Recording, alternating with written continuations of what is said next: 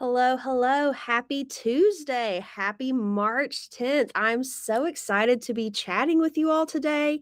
I'm going to give you guys a little bit of a sneak peek of some things that we've got coming up in April. So, in April, we're going to be talking all the things we're calling it marketing alphabet soup. So, when I say alphabet soup, like who has heard all the marketing acronyms, random 3 or 4 letters? Like, what in the world does that mean? Lemon Season, we're doing a whole series on it. So when you hear SEO, GBP, CTR, all those things, PPC, GLSA, all those random letters, Lemon Seed is going to be dissecting them all. So the whole month of April, we will be talking on our podcast, on our webinars, on all of our social media lives, things like that. We will be talking all the marketing alphabet soups to help explain it to you guys, simplify it down, make it a lot more digestible, easy to swallow that alphabet soup. And so today I'm just going to give you guys a quick little sneak peek into GBP. So, who here knows what GBP is? That is your Google Business Profile.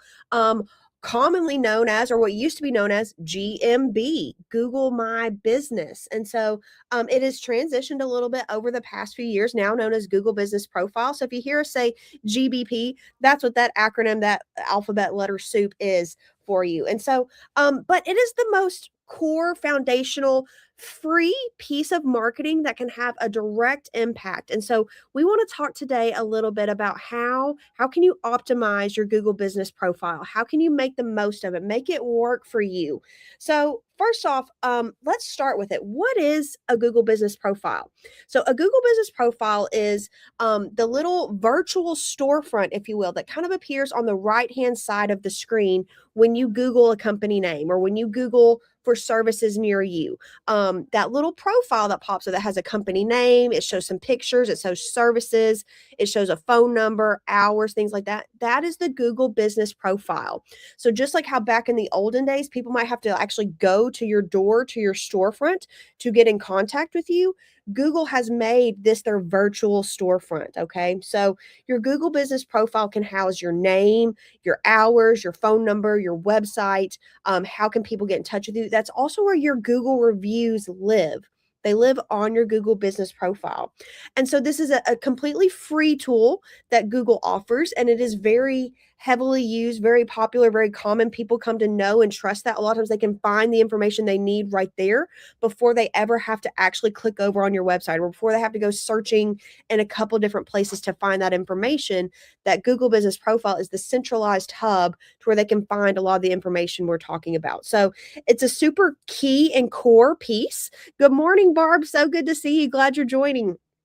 It's a super core piece, but it's one that can be very impactful if you're optimizing it right, if you're paying attention to it, treating it and maximizing it the most of how you can do it. And so that's what we're going to talk a little bit about today. So that is the first impression a lot of people see. But first thing I want to talk about is like, do you yourself actually own your Google Business Profile? Okay. And you might be like, huh, what does that mean?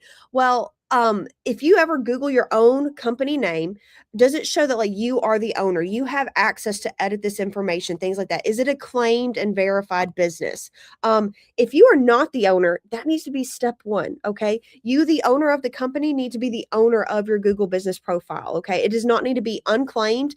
It does not need to be left out into the wild to where anyone could claim it. It does not need to be from a CSR who used to work for you 3 years ago, but we haven't seen her in 3 years. She's the owner of it. Okay. That is not what we're wanting here. Okay. So first step in making sure that it's optimized is making sure that you are the actual owner of it. Okay. There's a few steps you got to take to it. If it says like claim this business, like that is something you need to claim. And then you have to do some walkthrough steps of how to get it actually verified, how to prove that you're the owner. Google doesn't always make it easy because they want it to be actual and true. They don't want anyone just being able to take over it, hackers, things like that. So when you are looking to do it, Google might ask you to do a few different little things.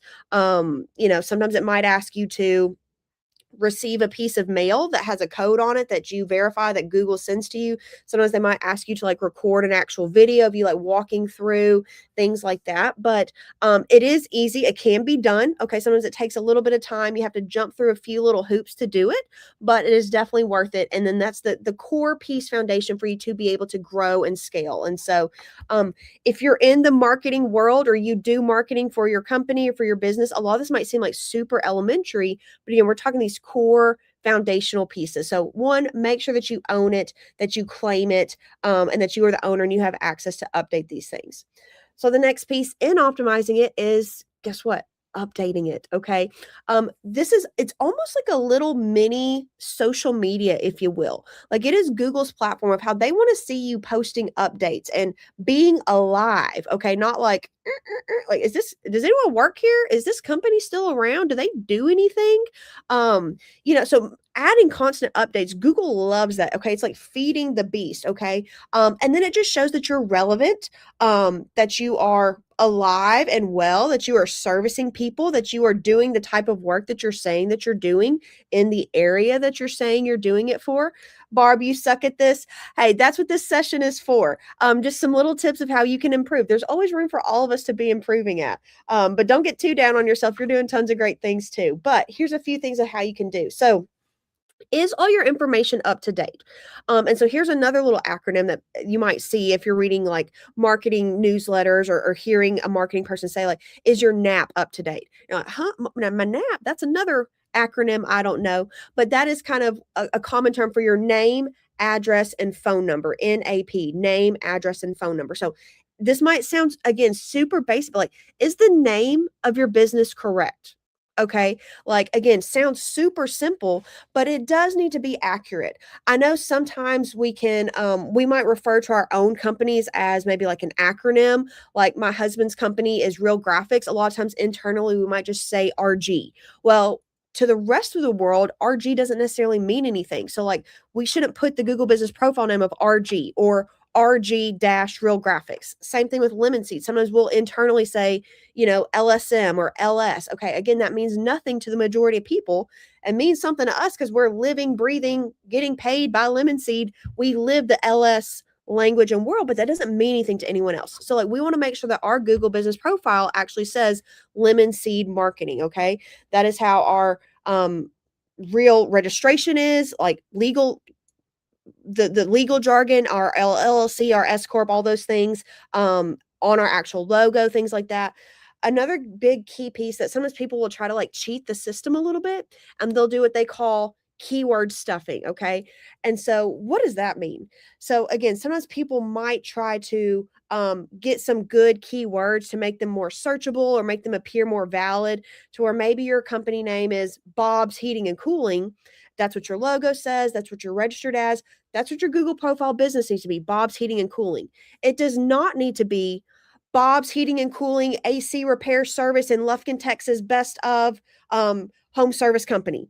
Okay, that is kind of what you'll call keyword stuffing, of putting in lots of extra words, maybe different services that's like eccentric. It's too much. You can tell it. You're obviously trying to throw in other words. It's not the actual name of your business.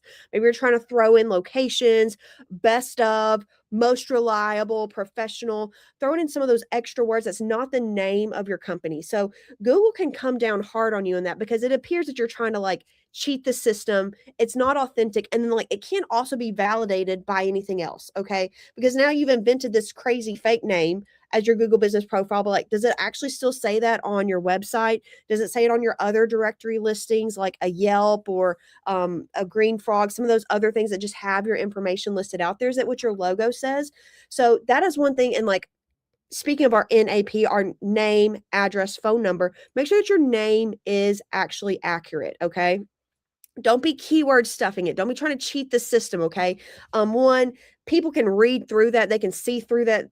The average person can see what you're doing there, but Google also. Okay. And then there's nothing else to help validate and make that work there. So don't be keyword stuffing.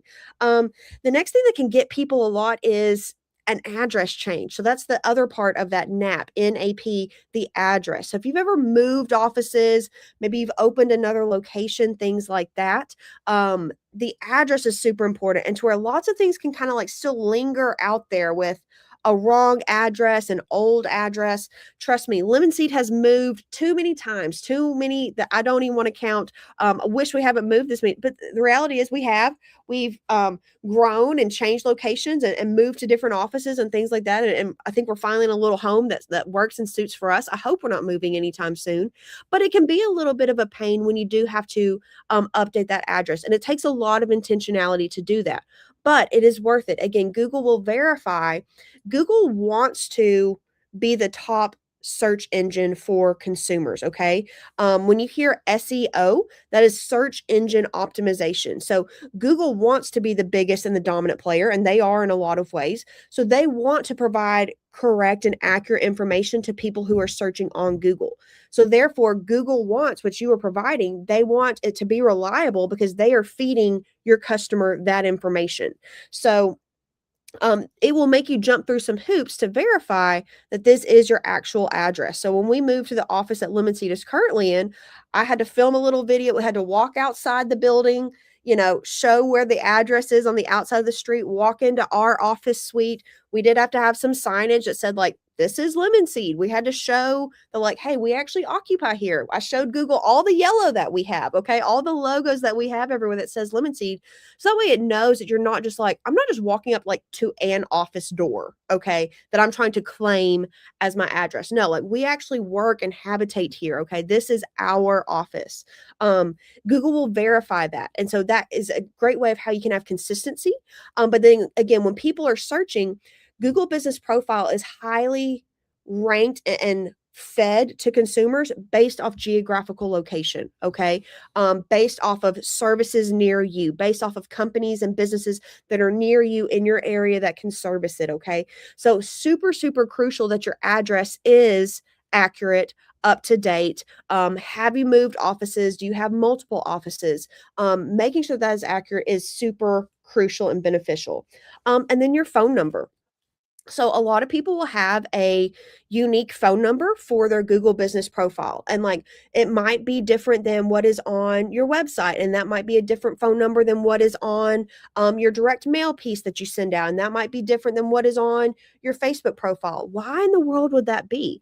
Well, it's a thing called call tracking numbers. So how can we track where this call originated from? So that is totally fine to do. It's a totally acceptable practice of seeing a phone number on your Google Business Profile, making that be there. So that way, if someone calls that phone number, they found you. They found this phone number from your Google Business Profile, not necessarily from that digital ad. Maybe you have a different phone number for your PPC. You have a different phone number for your GLSA. So instead of having a Google phone number, okay, people could have found that phone number from numerous different Google sources, okay, from a Google Business Profile, from a Google PPC search, from a Google local service ad, things. That's important for us to know on our marketing of how to track this, how to give time and attention and money to these different things that are feeding our customers and that are displaying our company to potential customers. So um, having that phone number on your Google Business Profile, being a different number, I think that's totally okay. If you're not into call tracking yet, maybe you're a newer company, you're still growing into that, or you don't have the resources, I would encourage you to get that way. But just make sure that it's consistent across if you don't have call tracking. Like, do you have the same phone number on your website? Maybe don't list a personal cell phone number unless you like that. But again, make sure that you actually have a phone number. That is a key piece of what people are looking for. Is a lot of times they're like, I want to talk to a person. They are looking for a phone number. And that's another reason why website traffic over the years has kind of dipped, because a lot of times people would go to a website to try to find a phone number, where Google Business Profile puts it more up front and center. So make sure that you do have a phone number listed there for you. So Google gives a lot of time and attention to the name. Don't be keyword stuffing, to your address and your phone number for your geographical location. They also give a lot of time and attention to your hours. So is that accurate? Is it portrayed where people can see, like, are they open on the weekends? Are they open after hours? They provide emergency services. Are they closed for certain holidays? So guys, we have Easter coming up in a few weeks, to where some people might be taken off on like a Good Friday. if you're not a home service businesses, I would say you guys should be open. Okay. I know your team members like to take off and all the things, but like people are at home over Easter weekend. They're at home because regular offices are closed. So like be open to service them. But maybe if you're a boutique or a smaller shop or something like that, like you might be closed on a Good Friday. Google Business Profile does a great job of kind of like sending you emails and reminders like, hey, this holiday is coming up. Are you going to be open? Do you want to adjust your hours? Maybe you're going to be open just from 8 to noon, or maybe you're going to be closed for the entire day. Google loves when you will feed it and verify, hey, I'm actually open all day. We're not closing down early, or we're closing down half day. Again, it shows Google that like you're alive, okay? You're interacting with it. You're keeping the information accurate and relevant. Again, Google wants to portray the most correct information to its searchers. So when it loves when you are telling it, I'm actually going to be open, I'm actually going to be closed. You are verifying and check marking your actual hours there. So one, make sure that your hours are listed, okay? And then two, keep it regular updated, okay? When it does send you those email notifications of, are you going to be closed on Good Friday? Check yes or no. Adjust your hours if needed. Google loves those things. And then another really, really key piece is your primary and your secondary categories. So what do I mean by that? Okay, that is like your primary category is like the overarching service of your business. So for Lemon Seed, we are a marketing agency. That is our primary category. Okay. But we have lots of secondary categories. Okay. So we have secondary categories of HVAC marketing, plumbing marketing, electrical marketing. We have more services of rebranding, brand creation, vehicle wrap design, email marketing. Those are all subcategories that Lemon Seed does. They're a little too granular, too specific to be our primary category, but the primary category at least gets people in the right field. And then you can do a lot more of the secondary categories of more of the specifics, the services. So for home service contractors, it might be your primary category might be HVAC contractor, and then your subcategories might be furnace repair, condenser repair, duct cleaning, IAQ, indoor air quality. You can start to filter out more of those subcategories. Again, your main thing might be plumbing contractor. That might be your primary category, but then your secondary category might be water heater flushes, drain clearing, drain cleaning. Some of those more granular things can be your secondary category. So again, make sure that you have those listed. Add numerous of them. Google will allow you to have, I think, up to 20 different subcategories. So that's where you can get a little bit more into the weeds of listing out your services. If you are multi-service, so maybe you're a home service company and you do HVAC and plumbing, or HVAC, plumbing, and electrical, add those key pieces that people might be searching for and looking for in each of those different verticals into your subcategories. So these categories will help you rank. Google gives a lot of priority to them. Okay. So again, people are probably searching for some type of service. They're either searching for your actual name, they're searching for you, your company, because they know you, they know what you do, they know what the services that you offer. So they're going to look directly for you. Or they are looking for a service. So people are looking for a name or a service. Okay. So having those categories updated will help Google feed the right information to the right people searching for those things.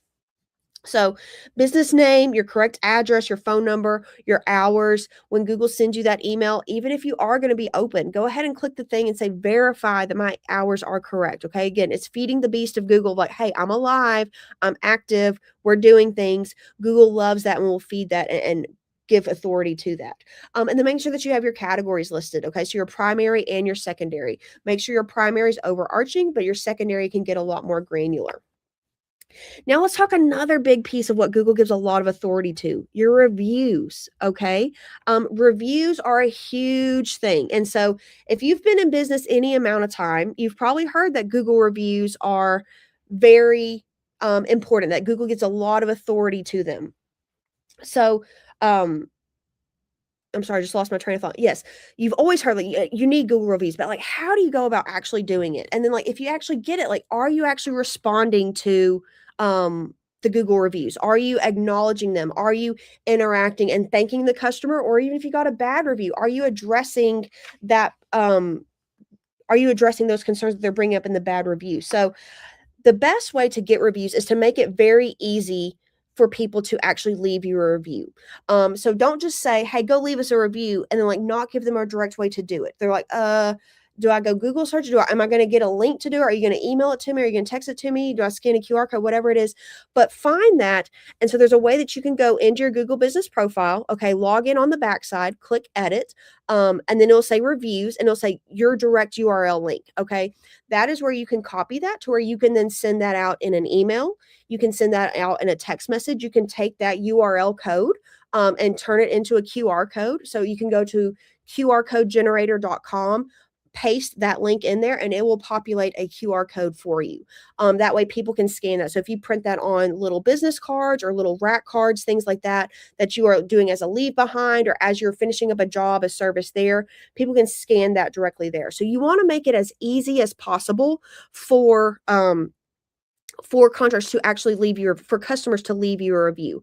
And then a big part of reviews is also like sometimes you might have to like coach people a little bit of like, hey, I would love, is there anything else I can do for you here? Were you satisfied with your service? Was there anything I could have done better? Oh no, Barbara, you did a fantastic job. Thank you so much for the service. Da, da, da. Hey, would you mind leaving us a review and then maybe mention like what services we provided for you? It just helps other customers to know that we'd be able to do a great job for them as well too. So like, yes. So just having them say that, mention the actual service they do, or like, hey, I would love it if you could mention me by name. Our company, our owners and our managers, they're always looking to see who's doing a good job. So if you wouldn't mind just saying like, hey, Barbara came out and did a drain cleaning on my home, did a drain clearing. She did such a fantastic job. That just really means a lot in our actual Google reviews. That gives a lot more weight and authority. And again, helps people as they are searching for their different pieces of, should I call them for drain clearing? Should I call them for AC repair? Should I call them for landscaping? Whatever it might be. Those keywords helps give information that people are looking for, and Google loves it and eats it up and can feed more of that to there. Sometimes you could even be appropriate of like, they did this for my home in Lufkin, Texas. Sometimes that can start to feel a little bit more too stuffy, if you will, keyword stuffing in there. But I think it's very natural if you at least mention the service that was offered and the technician or the service provider, whoever the actual person was in there. So reviews, it's great that you get reviews, one, but that two, that you can try to make them a little bit more curious. So instead of them just giving you 5 stars and say, good job, great company to work with, see if you can coach the customer a little bit on how to do some of those services, mentioning a technician by name, possibly an actual location like there, anything else that stood out to them of, hey, you were really fast. You came out really quickly. You were very professional, kept it very clean. Maybe you wore shoe booties. Maybe you cleaned up all your trash. Maybe you had your blower out and blew off the sidewalk in the driveway. Anything else is very responsive. They were very communicative. They got me scheduled very quickly. They sent me text messages about when I should come, when they should expect me to come and be there. Anything else that helps you stand out and is a USP, a unique selling proposition that makes you different from your competitors. Maybe also even coaching customers to kind of give a little bit different perspective that might help them choose you over someone else. So that's one way of how to ask for reviews. Make it very simple, make it easy, make it go directly to a Google review where they can actually leave it. Don't make them just like Google search it or hope for it to come for in some other way. It'll never make it that way. So make it clear, make it direct, coach them on how to leave the actual review, like what to actually say. And then you've done all those things. You've gotten the reviews.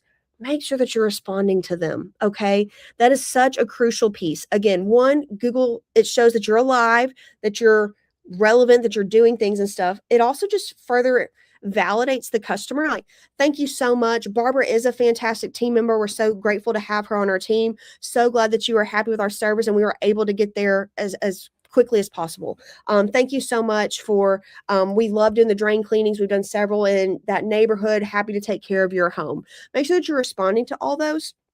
But then on the bad reviews too, okay? I know it can be super frustrating when someone leaves you a bad review and you're like, that is not true at all. Like, that customer is off their rocker. They are a Looney Tune. Okay. Like, that's completely lies. Okay. We've all had that happen. Okay. We had an incident. I'm like, we could not have communicated that clearer to the customer. Like, we have no idea how they got confused on that. Like, we made it clear as day. And now they're upset because they said we didn't communicate that to them. It's like, here's where we said it in email. Here's where we said it here. And then here's where we said it again. And it's like, it makes you want to pull your hair out. But guys, it happens. Okay. customers, we all have the crazy customers that will leave the bad reviews, and they'll leave a review that says, "They didn't communicate well to me at all." And you're like, "That is a lie." Okay. However, it is still very telling on if you will actually respond to a bad review and how you respond to it. Okay. So, one, I'd say take a breath, leave it alone for a minute before you go fire off and like, "You're a dum dum. We don't want your business. We don't need you anyways. Like, you're stupid."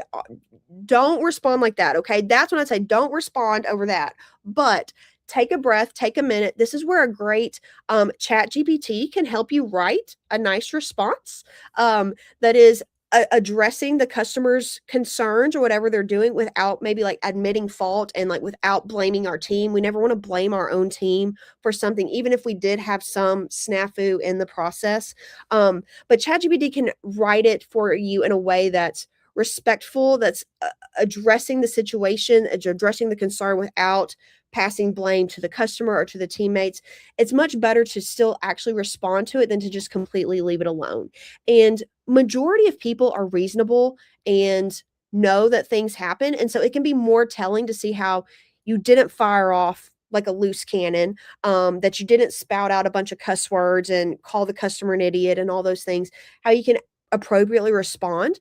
That just shows how you conduct your life, how you conduct your business. It shows a lot about the culture of who they're going to work with, to where even if you had a 1-star review, your response can be more telling to that than if it had been just a 5-star review or if that review had never happened. Okay. The manner and how you do it tells more than the actual star rating itself. Okay. So make sure that you are responding to bad reviews. So reading here in the chat. So, what about DNI tracking? Becca is talking about that. So, I believe our phone number rotates for DNI tracking on our website. Yes. So that's another great alphabet soup, if you will. So DNI, dynamic number insertion. So that is where a phone number will kind of pop up in a few different places in an effort to try to help track the customer journey. So that is a great piece. Your digital agency is usually the one that can really help you and help you manipulate those different phone numbers and try to see where it comes from. So what that means is if someone came to your Google business profile, they landed there, they did a search just in Google for that. Maybe they landed on your Google business profile and they're like, okay. Maybe they want to investigate a little bit further. So then they actually like click over to your website. So from the Google business profile, they click over to the website. Maybe they click around there for a little bit. And then from there, maybe they actually decide to give a phone call.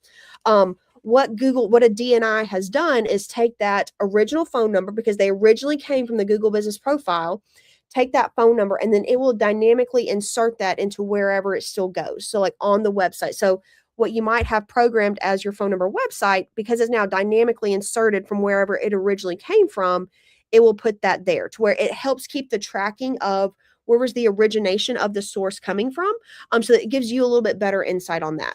So again, you might have DNI on, say, PPC ads. So maybe they clicked a PPC ad.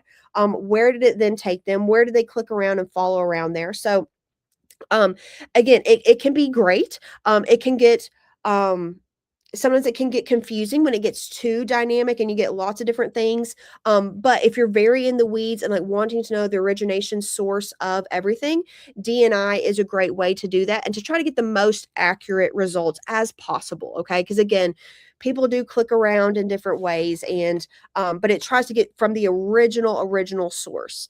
Your digital agency is the best one that can really help you with that. But great question, Becca. DNI, again, when you're really trying to get to like next level of tracking, originating your sources so that you can feed more your marketing spend into those different areas, DNI is a great way to do that. If you're more on the entry level, just a simple call tracking phone number where it's just one phone number on the Google business profile and it's a different one on the website. Again, you may not have the origination source of it as much, but at least gives you some type of framework that way. So great question, Becca. Barbara, do I think it's necessary to purchase Google ads? So great question. I would say it's definitely a piece of the marketing puzzle. So Google Business Profile is obviously a free resource. It's not necessarily a paid ad, but doing some of these things that we're talking about of how to optimize it can help you get some traction and some leads without having to pay for ads. I would say paid ads, yes, is a next level of getting people to intently search for your service. So again, maybe they don't know you specifically. So like in your instance, maybe someone is searching for wedding photo booths. Okay. Maybe I don't know who to call. Who does wedding photo booths here in East Texas, in Lufkin, Texas? I don't know.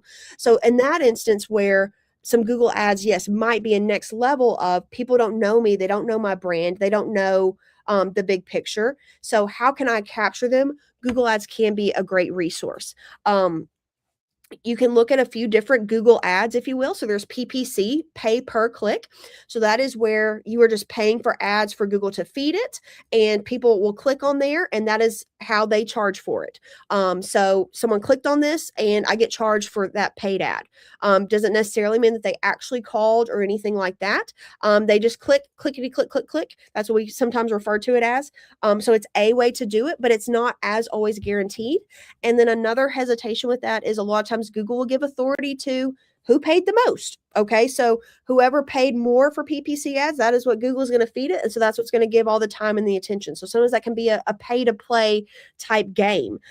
There is Google local service ads where that was Google's intent to level the playing field a little bit. So if someone was searching, wedding photo booths, Lufkin, Texas, whoever is paying for Google local service ads, Google will feed them all the same.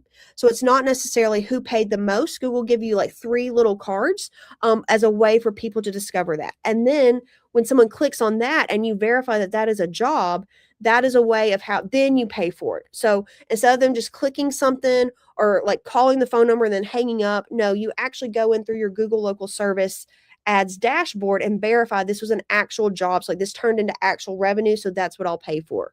So you might have to like dispute some calls of like, hey, they weren't even looking for my type of service. It was a spam call. They hung up after 2 seconds, whatever it might be. I'm not paying for that. So it's a more effective way to kind of like level the playing field.